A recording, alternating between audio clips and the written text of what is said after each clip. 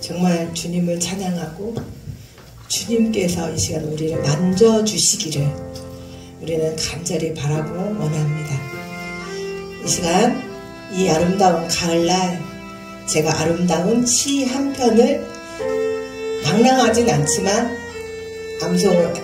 낭송을 해드리고자 합니다. 그대 지치고 서러울 때 두 눈에 어린 눈물 씻어주리라. 고난이 와도 오 물리치리라.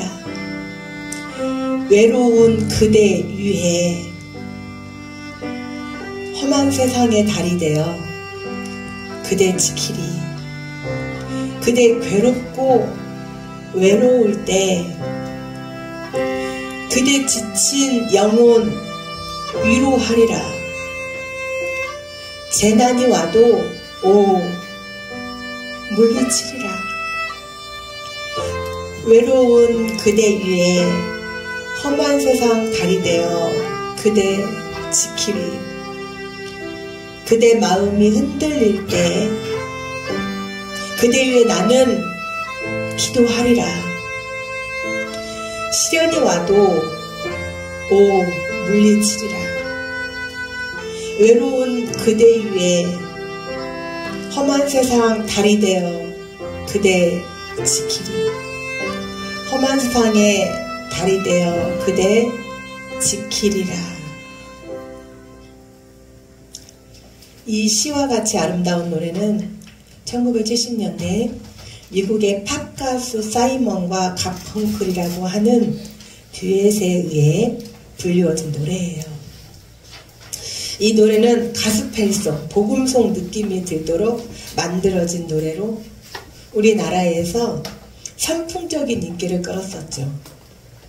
한국인이 가장 사랑하는 팝송 3위에 들 정도로 한국인의 정서에도 아주 잘 맞는 곡이에요. 우리나라에는 험한 세상 다리가 되어라고 하는 제목으로 번안이 되어서 많은 사람들에게 사랑을 받았던 곡이고 또 여러 가수들에 의해서 리메이크 되어서 불리워졌던 곡이죠. 사랑하는 성산 주여번개 성도 여러분, 여러분은 이 험한 세상에 살아가는 데 있어 누구를 의지하며 누가 여러분의 다리가 되어주는가요? 세상은 여러분의 다리가 되어주지 못합니다. 우상은 여러분의 다리가 되어주는 척 하지만 이제 여러분들이 결정적으로 어려운 순간이 올 때 여러분의 다리를 오히려 부러뜨리는 역할을 하게 되지요. 오늘 우리가 읽었던 본문 말씀에 이 시는 다윗이 이 세상을 살아가는 데 있어서 자신의 경험담, 자신의 체험을 통해서 하나님을 의뢰하라고 시로 쓴 거예요. 우리가 의뢰하다라는 말을 히브리어 원어로 한번 살펴보면 빼다, 신뢰하다, 믿다라는 뜻이에요. 이 중에서 이 빼다의 빼를 따로 빼어서 읽으면 빠예요. 근데 이 빠는 속으로라는 뜻이에요. 결국 우리가 누군가를 신뢰한다는 것은 그 대상 속으로 들어가는 것이에요. 우리가 하나님을 신뢰한다는 것은, 우리가 하나님을 믿는다는 것은 하나님 속으로 들어가는 것입니다. 그리고 여기에 또 인격적인 연합의 의미도 내포되어 있어요. 그래서 다윗이 여호와를 의뢰하라는 것은 여호와 안으로 들어가서 그분과 온전한 연합을 이루라는 거예요. 아멘. 여러분의 삶이 하나님과 온전한 연합을 이룰 때 그때에 하나님 한 분만으로 만족할 수 있습니다. 아멘. 여러분이 하나님 속으로 들어가지 않아서 하나님과 온전한 하나가 되지 못하기 때문에 세상의 온갖 근심, 걱정, 또 여러 가지 자신의 일들로 힘들어하고, 그리고 자기의 시간을 하나님 앞에 드리지 못하고, 자기는 여전히 자기 시간만을 고수하면서 살아가는 거예요.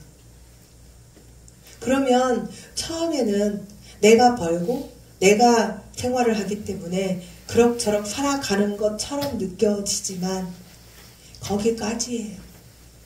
우리나라에서 또는 세상에서 열심히 살아가면 다 먹고는 살아요. 그러나 거기까지라는 거죠. 그 열심히 살아가는 데에 있어서 하나님께서 우리의 다리가 되어주신다면 우리가 생각할 수 없는 너무나 놀라운 알파뿐만이 아니라 베타의 역할을 하나님이 하십니다. 여러분 그것을 믿으시기를 축원합니다. 아멘. 그러므로 여호와를 의뢰한다는 것은 단순히 믿는다는 것으로 끝나는 것이 아니라 하나님과 나를 하나로 연결시키고 하나님에 의해 이끌리는 삶을 산다는 거예요. 이것은 선을 행하는 삶을 사는 것을 말합니다. 우리가 하나님의 이끌림을 받으면 당연히 우리는 어떤 삶을 살아갈까요? 악의 삶을 살까요? 선의 삶을 살까요? 당연히 우리는 선의 삶을 살아갑니다. 하나님을 의뢰하면 당연하게 우리는 선을 행할 수밖에 없겠죠. 그리고 하나님의 말씀에서 벗어나려고 할까요? 하나님의 말씀 안으로 들어가려고 할까요? 우리가 이 땅에 살아가기 위해서 음식을 지속적으로 먹어야 되죠. 우리가 음식을 먹어야 살 수 있는 것처럼 하나님을 의뢰하는 사람은 선을 행하는 것에, 하나님의 말씀을 지키는 것에, 하나님의 말씀에 순종하는 것에 변함없이 우리의 삶 가운데 선을 행하는 일이 지속적으로 일어나게 돼요. 그런데 우리가 살아가는 이 세상은 악하고 불의하고 온갖 부조리가 넘쳐나는 것이 사실이잖아요. 그러나 우리 하나님의 자녀들은 세상이 그렇다고 해서 우리 또한 그 악한 세상의 풍조에 따라가서는 절대로 안 됩니다. 그리고 우리는 오늘 4절의 말씀처럼 또 여호와를 기뻐하면 하나님께서 내 마음의 소원을 이루어 주시는 줄 믿으시기를 축원합니다. 아멘. 그런데 여기에서 말씀하시는 네 소원을 이루어 주시는데 여기에서 말씀하시는 소원이 우리의 일반적인 사사로운 소원이 아닙니다. 하나님께서 말씀하시는 소원은 특별한 소원이에요. 바로 하나님의 공의가 실현되는 것을 말하는 것이죠. 따라서 우리가 하나님께서 기뻐하시는 일을 한다면 하나님께서는 주님을 기뻐하는 자들의 마음의 소원을 절대로 묵살하시지 않으신다는 것이에요. 또한 하나님은 공의로운 분이셔서 악인이 형통하며 번영하도록 그대로 방치하시지 않아요.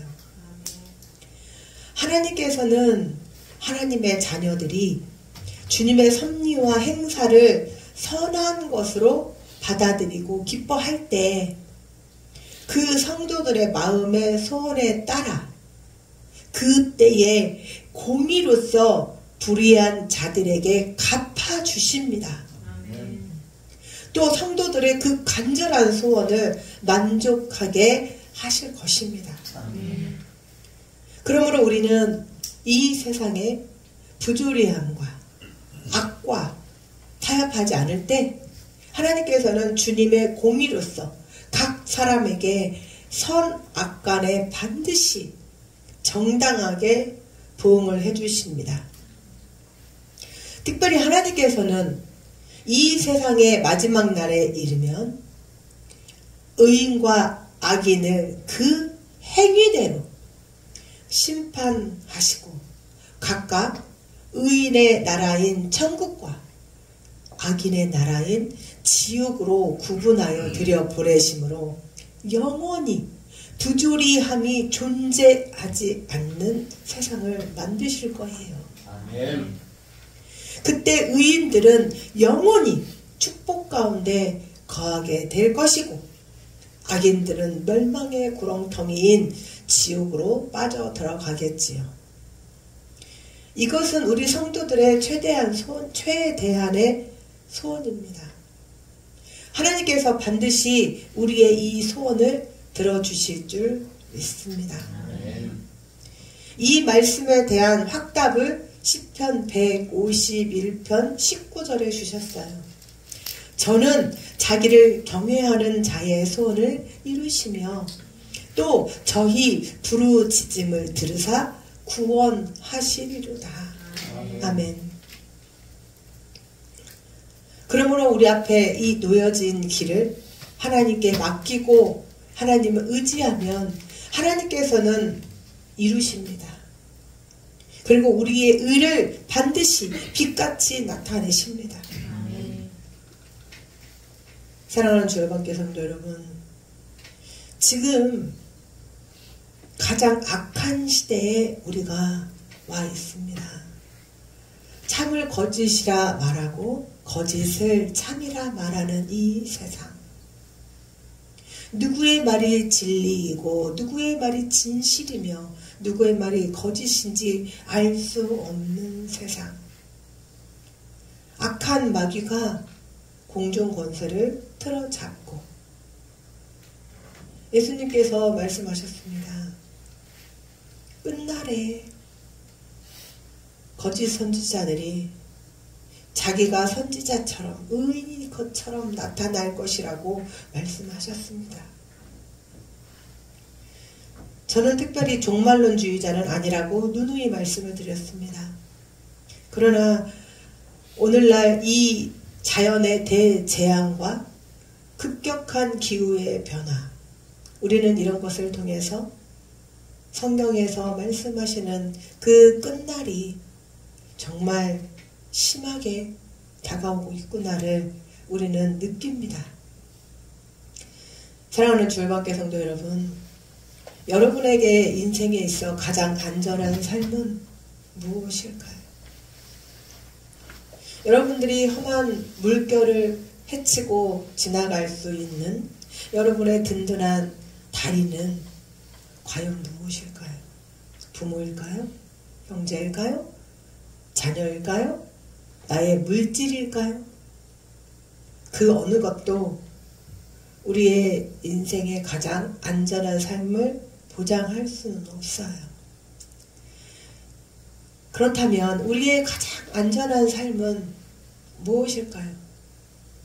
우리가 이 악한 세상 속에서 과연 무엇이 진리이고 진실인지, 무엇이 참인지를 밝혀낼 수 있는 것, 우리가 하나님의 자녀로서 의인의 길에 속할 수 있는 것, 그것은 바로 하나님께 우리의 모든 길을 맡기는 거예요. 아멘.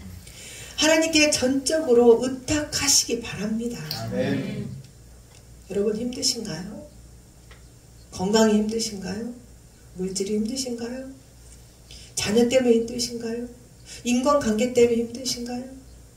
내 안에 시기, 질투, 분열, 다툼, 분쟁이 일어나서 힘드신가요? 하나님께 맡기십시오.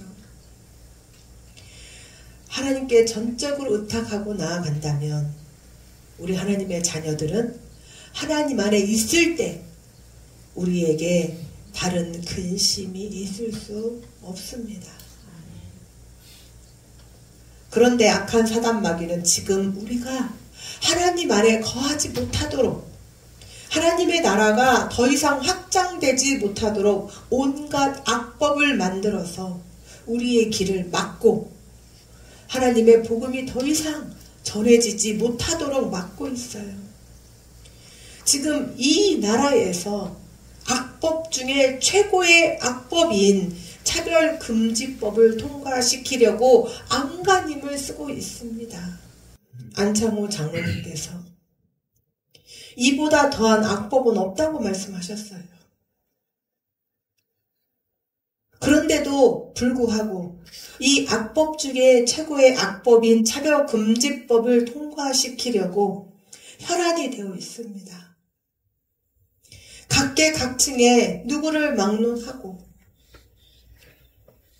얼마나 혈안이 되어 있는지, 이 법이 얼마나 큰 무서운 파장을 가져오는지는 생각하지 않아요. 오로지 긍정적인 것만 생각하며 무섭도록 지금 몰아붙이고 있습니다. 지금 미국과 많은 유럽 국가들이 이 차별금지법이 통과되어서 그리스도인들 뿐만이 아니라 일반 사람들까지 얼마나 많은 어려움을 겪고 있는지 조금만 우리가 눈을 크게 뜨고 바라보면 그들의 민낯이, 그들의 부끄러운 진실이 다 드러나고 있습니다. 그렇다면 우리는 이 차별금지법이 무엇을 나타내는지 정확하게 알아야 막아낼 수가 있습니다. 이 차별금지법이 무엇인지도 모르면서 단순히 그냥 반대만 할 수는 없어요. 뜬구름 같은 소리만 듣고 반대할 수는 없어요. 누군가가 나는 차별금지법을 이래이래서 찬성해 했을 때에 여러분들은 나는 이러이러하니까 반대해 라고 여러분들이 객관적인 입장에서 정확하게 말씀을 할 수 있으셔야 합니다. 그래서 지금 현재 대한민국 인권위원장으로 계시는 안창호 장로님께서 극동방송에서 차별금지법에 대해 특별 인터뷰를 했던 영상을 우리는 지금 다 같이 보도록 하겠습니다.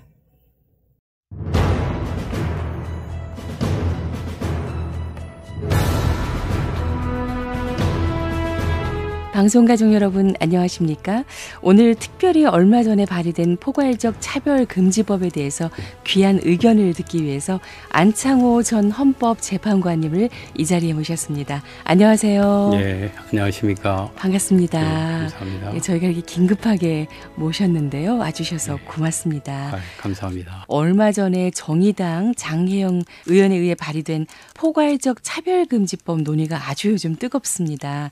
법 전문가시니까 좀 고견을 듣기 위해서 모셨거든요. 어떻게 보시는지요? 그 틀에서 보면은 이것은 우리 국민의 자유와 기본권에 대해서 제약하는 바가 너무 크다. 또 한편으로는 차별을 금지한다고 하지만은 종국에 가서는 실질적으로는 역차별을 초래할 수 있다. 그리고 세 번째로는 우리 헌법이 추구하고 있는 공공의 가치와 공동선에 대해서 허물을 수 있는 소지가 큰 법이다. 이렇게 개괄적으로 말씀드릴 수 있겠습니다. 네, 지난달 29일 날 발의했는데요. 포괄적 차별금지법 잘 알지 못한다 이런 반응도 굉장히 많거든요. 예. 자세한 설명 부탁드립니다. 예, 우선 헌법의 차별금지법에서 근거하고 있다는 조항이 헌법 제11조 1항입니다. 거기에 보면은 모든 국민은 법 앞에 평등하다. 누구든지 성별, 종교 또는 사회적 신분에 의하여 정치적, 경제적, 사회적, 문화적 활동에 생활의 모든 영역에 있어서 차별을 받지 아니한다. 이것이 차별금지법의 근거조항이라고 법률안 제안자들이 설명하고 있습니다.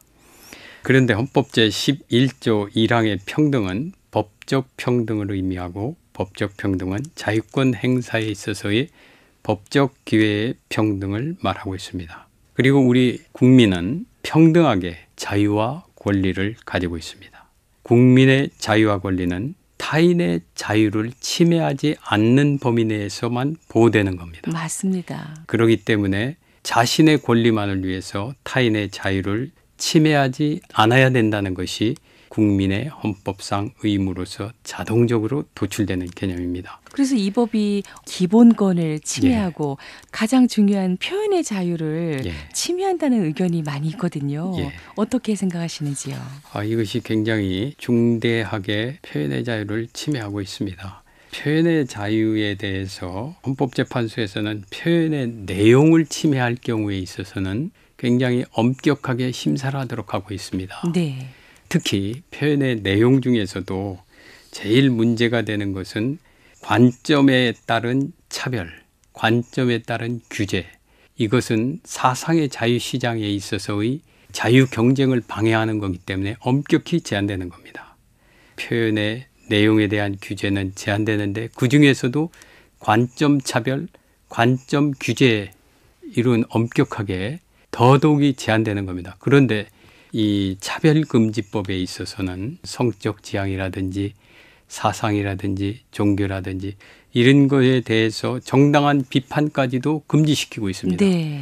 결국에는 좋은 얘기, 예를 들어서 동성애에 대해서 긍정적인 얘기만 할 수 있게 하고 부정적인 얘기, 정당한 비판, 예를 들어서 동성애와 에이즈와의 관계라든지 이런 것도 경우에 따라서는 제재될 수 있는 이런 법입니다. 이와 같이 한쪽에 부정적인 것을 합리적인 사실에 근거해서 비판을 한다 하더라도 이런 것까지 금지하는, 이것이 이제 관점에 따른 차별이고 관점에 따른 규제인데 이런 것들은 민주주의의 사상의 자유시장을 침해하는 거기 때문에 이건 엄격히 제한되는 건데, 이 차별금지법은 이런 점을, 관점 차별을 지금 시도하는 거기 때문에 이것은 표현의 자유의 중요한 부분을 침해하고 경우에 따라서는 본질적 내용을 침해한다고 할 수 있습니다. 특히 네. 차별금지법에 보면은 적대적, 모욕적 환경을 조성하는 행위, 성적 굴욕감, 혐오감을 느끼게 하는 언동, 이런 것들을 모두 다 제한하고 있습니다. 그것도 자기, 소위 말하는 피해자라고 느끼는 사람이 내가 성적 굴욕감을 느꼈다, 혐오감을 느꼈다, 뭐 이런 식으로만 주장만 하면은 곧바로 차별금지법의 제재의 대상이 될 수 있습니다. 이와 같이 경우에 따라서는 불명확하고 지극히 주관적이고 개인적인 개념이고, 또 이런 개념들은 굴욕감이다 뭐 이런 거는 시대 상황에 따라서 변화할 수 있는 가변적인 개념입니다. 이런 개념을 가지고서 표현의 자유를 제한하기 때문에 이것은 정말 굉장히 포괄적이고 아까 말씀드렸듯이 관점 차별에 의한 이것을 정당화하는 거기 때문에 표현의 자유의 심각하고 본질적 내용을 침해할 뿐만 아니라 굉장히 광범위한 표현의 자유의 침해가 초래돼서 이런 법이 함부로 제정돼서는 안 됩니다. 네. 기독교의 교리에 맞춰서 얘기를 한다거나 또 사실에 근거해서 얘기를 했다 할지라도 듣는 상대방이 모욕감을 느끼거나 불쾌감을 느꼈다면 그거에 대해서 문제를 제소할 수 있는 길이 열리게 된다는 그런 말씀이시죠. 예, 맞습니다. 예. 그렇다면 이 차별금지법을 또 찬성하는 입장에서 보면은요, 교계 이런 걱정이 지나친 것이 아니냐, 교회 강단에서 동성애에 대해서 반대 의견을 내거나 설교하면 처벌된다는 그 이야기는 가짜 뉴스다, 과장된 거다, 이렇게 얘기도 하고 있거든요. 과연 그렇습니까? 그 사람들이 일면만 보고서 말씀을 하시는 것 같습니다. 그런데 제출된 차별금지법 28조와 29조에 보면 이런 말이 있습니다. 일반적 언론은 물론이고 기독교 방송, 신문, 소셜미디어 등의 동성애를 비판하는 설교나 강의가 금지될 수 있습니다. 네. 그리고 교육부 인가를 받은 일반 학교는 물론이고 또 기독교 학교에서조차 성경에 근거해서 동성애나 또는 주체사상 등에 대해서도 이런 것을 비판하면은 이거는 금지되어 있습니다. 그리고 여러분들 요새 목사님들이 강단에서, 물론 이거는 해석여하에 따라서 약간 달리 할 수 있습니다만은 뭐 지금 주장하는 사람들의 얘기도 반드시 틀리다 이렇게 얘기하는 어려운 측면이 있습니다. 그러나 오늘날 목사님들이 설교하면 어떡하죠? 전부 다 유튜브 같은 데 올려놓는데 유튜브에는 올려놓지 못하게 됩니다. 이제 소셜미디어에 제한이 되기 때문에. 또 목사님들이 또 어떤 교회 외에 다른 곳에 가서 조그마한 소그룹을 인도하신다든지 이런 경우에 있어서 여러 가지 제약이 따를 수가 있습니다. 예를 들어서 방송이라든지 언론이라든지 소셜미디어에 못하고 교육에서 이런 제한을 하게 되는데, 만약에 상대방이 내가 굴욕감 느꼈다, 혐오감을 느꼈다, 네. 이런 사람들이 진정을 하면은 그거에 따라서 이행관계분 또는 징벌적 손해배상 책임을 부담하게 되고 형사적인 제재도 뒤따를 수 있습니다. 네. 그 지금 말씀해 주신 대로 이번에 발의된 법을 보면은 이행 강제금도 있고 배상금도 있고 이런 것들이 좀 많이 걱정이 되는데 어떻습니까? 이게 찬성하시는 분들은 이게 무슨 형사적인 제재냐 이제 이런 말씀을 하시는 분들이 있어요. 물론 법 규정 자체에 보면은 차별에 대해서 이의 제기를 하고 이에 대한 불이익 처분할 때 형사 처분한다고 그렇게 규정은 돼 있습니다. 그렇지만은 방송이라든지 학교라든지 이런 데서 예를 들어서 반동성애라든지 주체사상이라든지 이런 거에 대해서 사실에 근거해서 비판을 한다 하더라도 네. 이 사람들에 대해서는 3천만 원 이하의 이행 강제금을 부과할 수 있습니다. 그것도 위반 시마다 부과할 수 있어요. 네. 그렇기 때문에 여러 차례 계속 부과할 수 있고 또 2배 내지 5배의 손해액의 2배 내지 5배의 징벌적 배상금을 부과할 수 있습니다. 또 한편 아까 형사처벌은 그렇게 제한되어 있지만은 우리나라는 독일이나 미국과 달리 모욕이나 사실에 근거한 명예훼손을 처벌하고 있습니다. 이게 차별금지법이 들어옴으로써 경우에 따라서는 강단이나 이런 데서 말씀하는 것도 경우에 따라서는 명예훼손이나 또 모욕에 의해서 처벌되지 않는다. 이렇게 반드시 말할 수 없을 겁니다. 네.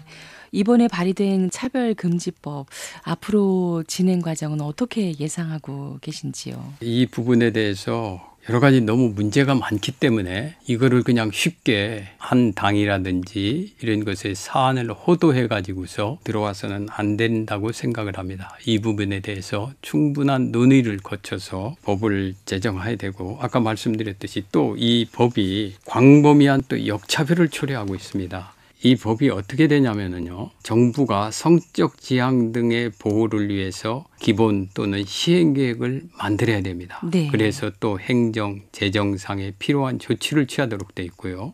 국가인권위원회에서는 성적 지향 등을 위해서 그 사람들을 보호 소송에 지원할 수 있도록 돼 있고 또 민사소송이나 이런 거 갈 때 굉장히 중요한 것들이 뭐냐면은 입증 책임인데요. 입증 책임이 원래는 피해자가 입증하도록 돼 있는데 이 법은 거의 대부분을 피해자라고 하는 사람은 나 저 사람 발언 때문에 내가 모욕감을 느꼈다. 이렇게 주장만 하면은 상대방이 모욕감을 주는 것이 아니다. 네. 뭐 다른 거다. 이런 걸 모두 다 주장을 하고 입증을 해야 됩니다. 왜 이렇게 바뀌었을까요?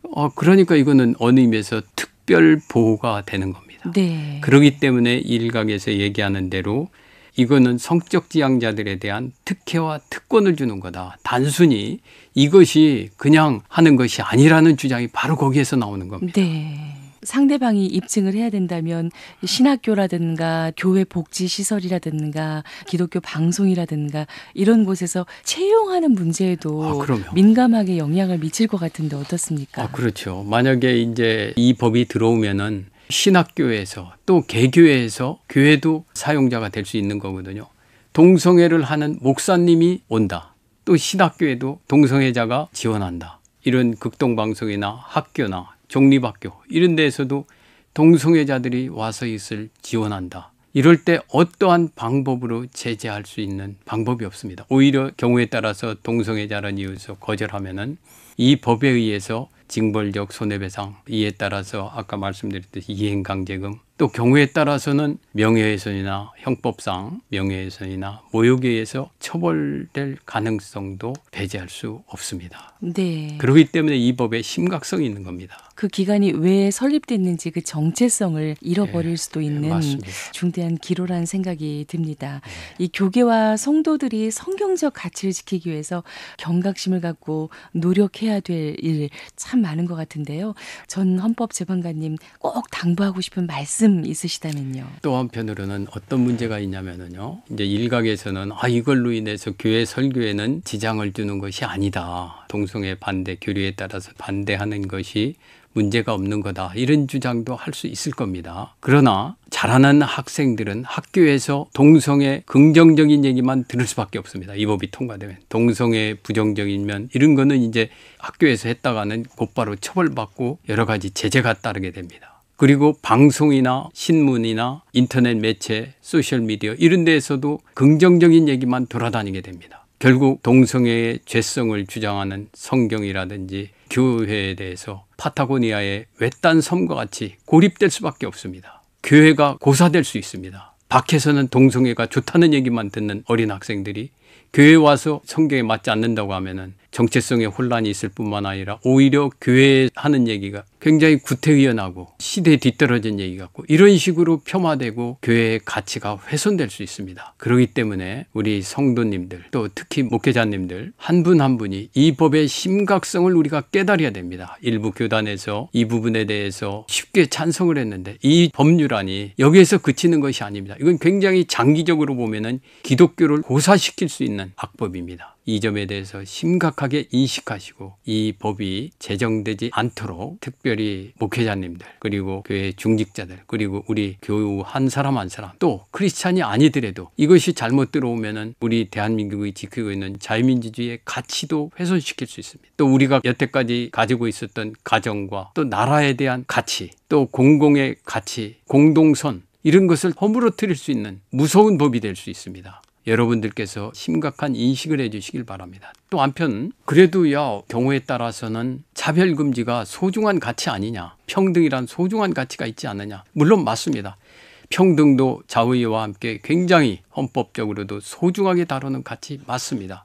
만약에 이런 차별금지를 위해서 필요하다고 하면 아까 말씀드렸듯이 이것이 굉장히 국민의 다른 자유권과 기본권을 제한하는 거기 때문에 개별적 구체적 논의를 거쳐서 맞습니다. 우리가 허용해야 됩니다. 요새 여성에 대해서 또 장애인에 대해서 우리 이런 법들은 이미 다 제정이 돼 있습니다. 직장에서 또는 우리 사회에 나가서 여러 가지 여성차별, 장애인차별 이거에 대해서 주장을 한다고 제가 반대하는 사람 아닙니다. 오히려 그런 것들은 더 우리가 살펴보아서 더 보장해 줘야 됩니다. 그러나 차별금지법과 같이 포괄적이고 대충 뭉뚱거려 가지고서 이렇게 들어오면은 국민의 기본권을 심각하게 제약하고 경우에 따라서는 역차별을 발생할 수 있는 그런 법이기 때문에 이런 법을 제정하지 말고 필요하다면은 국민들 합의에 거쳐서 차별을 금지할 수 있는 개별적인 입법을 해야 된다. 이런 말씀을 드리고 싶습니다. 네, 복음이 도전을 받는 시대라는 생각이 들어요. 방송을 듣고 있는 극동방송 방송 가족들에게 기도 제목 좀 함께 나눠주시면 좋겠습니다. 저는 최근에 자유민주주의의 가치에 대해서 다시 한번 느끼게 됩니다. 지난 2년 동안에 대학원에서 이 헌법 강의를 했습니다. 그러면서 여러 가지 고전 책들도 보는 속에서 자유, 민주, 정의 이런 개념들은 사실 모두 다 기독교에서 나온 개념입니다. 우리 크리스찬들은 인류가 지향하고 있는 모든 중요한 가치는 대부분 성경에서 비롯된 겁니다. 우리가 이 성경의 소중함을 다시 한번 깨닫고 자부심을 가지고 많이 전파해 주셨으면 합니다. 또 우리가 지금 이 차별금지법이나 이런 것과 같이 성경의 내용에 배치되는 내용 또 이것이 자유와 또 우리가 가지고 있는 기본권을 훼손시키는 이런 법이 들어오지 않도록 여러 성도님들께서 같이 기도해서 자유롭고 모든 사람들이 평등하면서 또 모든 사람들이 기뻐하고 행복해하는 대한민국을 만들어가야 되지 않겠습니까? 아멘.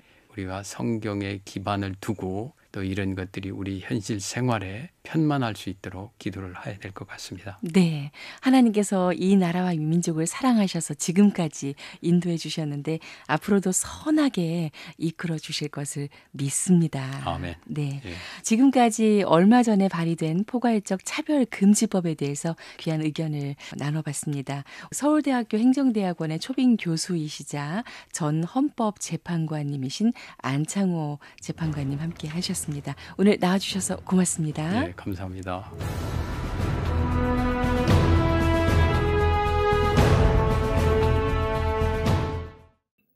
잘 들으셨죠? 여기에서 제가 빠진 거 몇 개만 보충을 한다면 여기에 그치지 않습니다. 지금 유럽 국가에서 미국에서는 52가지인가 되는 젠더가 있다고 합니다. 원래는 성을 나누는 거, 섹스는 여성이냐 남성이냐예요. 그런데 또 하나의 성인데 그게 희도 아니고 또는 쉬냐? 그 외의 것이 있다는 거예요. 그렇기 때문에 이들은 이제는 섹스라는 걸 쓰지 않고 젠더라는 말을 사용을 합니다. 그래서 자신이 그들이 기관인 주민센터나 또는 어디 시청이나 이런 국가기관에 가서 저 여잔데요. 그러면 남자가 성전환 수술하지 않아도 저 여잔데요. 그럼 여자로 신청을 할 수가 있습니다. 자, 우리나라는 남북이 분단된 국가예요. 군대 가기 싫죠. 잠시 1년만, 한 몇 년만 여자로 살면 돼요. 저 여잔데요. 여자가 군대 가나요? 또 저 여자거든요. 그리고 우리나라는 특별히 공중 목욕탕이라는 게 있어요. 찜질방이라는 것도 있고. 이 법이 통과되는 그 순간부터 우리는 공중 옷을 벗을 수 있는 곳에는 아무 데도 못 갑니다. 뭐 저는 괜찮아요. 그럼 가십시오. 어차피 저는 목욕탕 안 가는 사람이고 저는 사람들 많은데 안 가는 사람이니까.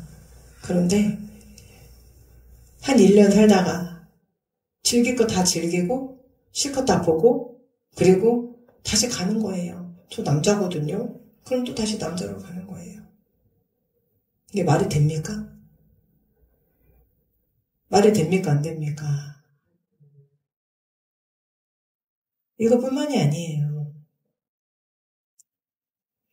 얼마나 많은 지금 윤리적으로도 또 성적으로도 너무나 많은 좀 타락한 것들이 고개를 들고 올라오고 있어요. 단순히 기독교적인 문제가 아니라는 거예요. 우리는 무슨 일이 있어도 이 차별금지법을 막아내야 하는 이유입니다. 나는 이거 한 번 듣고는 모르겠다.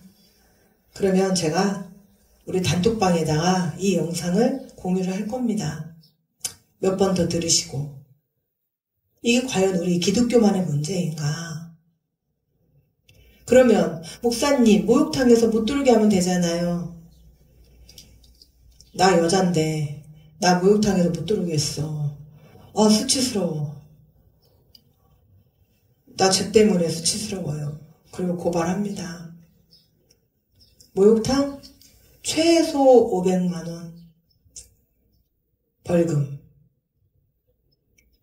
안 냈어요? 2배로 뜹니다. 1000만 원. 안 냈어요? 인권위원회에 제소해버립니다. 인권위에서 3000만 원 때립니다.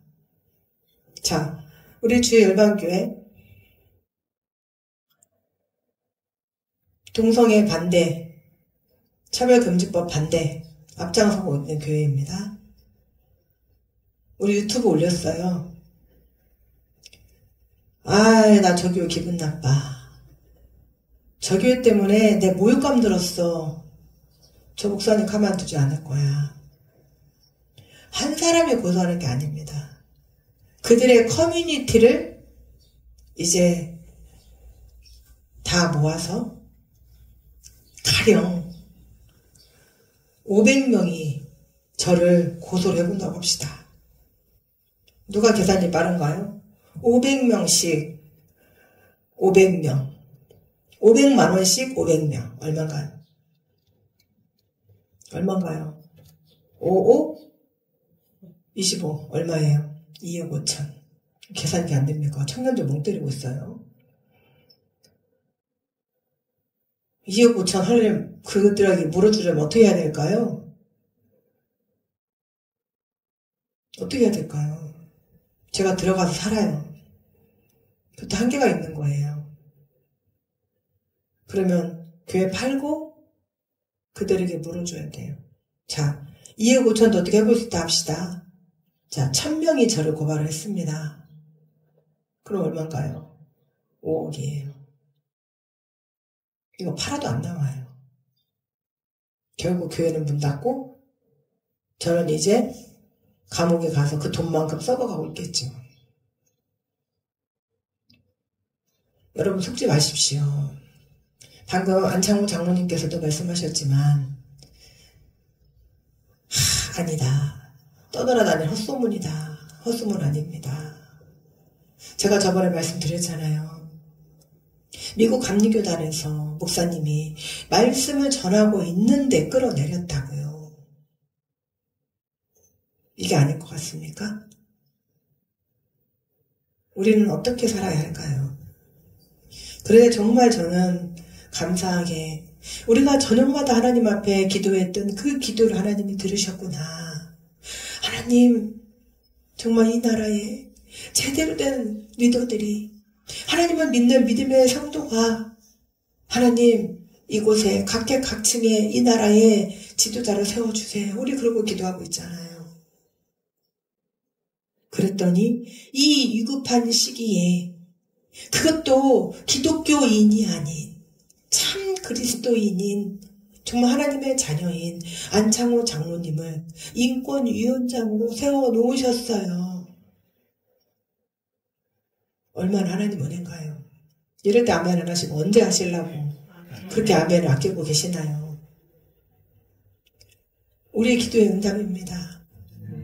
더 많은 기독교인, 왜 제가 자꾸 기독교인과 그리스도인을 갈라치게 하는지 아시죠? 기독교인? 아버지가 목사고 자신은 목사가 되겠다고 신대까지 나온, 그것도 외국에까지 가서 신학대학원을 나온 국회의원이 차별금지법을 막겠다고 앞장서서 나가고 있는 안창호 장로님이 인권위원장이 되지 못하게 하는 데에 있어서 정말 믿지 않니 하는 자들보다도 더 악랄하게 안창호 장로님을 끌어내리려고 했던 그 자들이 이름이 국회의원 김성회, 최하람. 기억하십시오. 반드시 기억하셔야 합니다. 또 이 차별금지법을 찬성하는 교단, 감리교단, 물론 감리교단에 있는 목사님들이 다 동성애 법을 찬성하는 것은 아닙니다. 그러나 교단의 흐름이라는 것이 있어요. 여러분 정신 똑바로 차리십시오. 여러분이 정신을 똑바로 차리셔야 우리가 이것을 막아낼 수 있습니다. 그래서 우리가 우리 아이들에게 건강한 국가, 자애롭고 아름다운 엄마와 온화하고 따뜻한 미소가 흐르는 아빠와 한 가정을 이루어 그 안에서 웃음꽃 피어나는 아이들이 태어나는 것이 하나님께서 우리에게 원하시는, 우리에게 주시는 베리카의 축복이에요. 번성의 축복. 그런데 성경을 자기네들 마음대로 해석을 하고 자기네들 마음대로 성경과 타협을 하고 그리고 자기네들 말대로 성경을 자기 식대로, 자기 이익대로, 자기 목적대로 해석을 합니다. 성경은 불변 진리입니다. 하나님이 주신 말씀대로 우리는 받아들여야 합니다. 타협 없습니다. 하나님의 말씀에 타협이 어디가 있겠습니까? 그저 우리는 하나님의 말씀에 순종하는 것입니다. 그것이 우리의 인생을 가장 안전하게 살 수 있는 방법이죠. 아멘. 우리가 가장 안전하게 살 수 있는, 우리의 인생을 살 수 있는 방법, 하나님의 말씀을 붙드는 것입니다. 아멘. 우리 아이들에게 건강한 국가, 건강한 신앙, 그리고 하나님의 진리를 전해줄 수 있어야 합니다. 그래서 우리는 무엇보다 하나님 앞에 마음 놓고 하나님 앞에, 하나님 안에 거하고 머물러 있어야 합니다. 그래서 우리는 10월 27일 한국교회 연합 예배에 차별금지 반대법을 하는데 우리는 다 동참하셔야 합니다. 그래서 우리는 무엇보다도 내일이 아니니까, 지금 당장 내일이 아니니까 아닙니다. 내일이 아니라고요. 내 피부에 와닿는 일이 될 것입니다. 무슨 일이 있어도 막으셔야 합니다. 그리고 다시는 우리나라에 이런 악법 중에 최고의 악법이 발휘되지 못하도록 못을 박아야 합니다. 그리고 하나님께서 정말 이제 이 나라와 우리에게 이 모든 것들이 철저하게 보호될 수 있도록 하나님께서 막으시고, 또 우리를 위해서 안창호 장로님처럼 정말 하나님의 참 자녀이고 참 그리스도인들이 각계각층의 지도자의 일추에 서셔서 우리의 일을 대신하실 수 있도록 우리는 기도로 주님 앞에 나아가야 합니다. 아멘. 그래서 우리가 이 시간 정말로 하나님의 말씀에 한 채의 오차도 없음을, 또 우리는 절대로 차별금지법에 경각심을 가지시고 그것이 통과되지 못하도록 기도해 주시고, 또 우리가 하나님 앞에 부끄럽지 않은, 내 자녀들 앞에 부끄럽지 않은, 대한민국 역사에 부끄럽지 않은 여러분들이 되시기를 주님의 이름으로 축원합니다.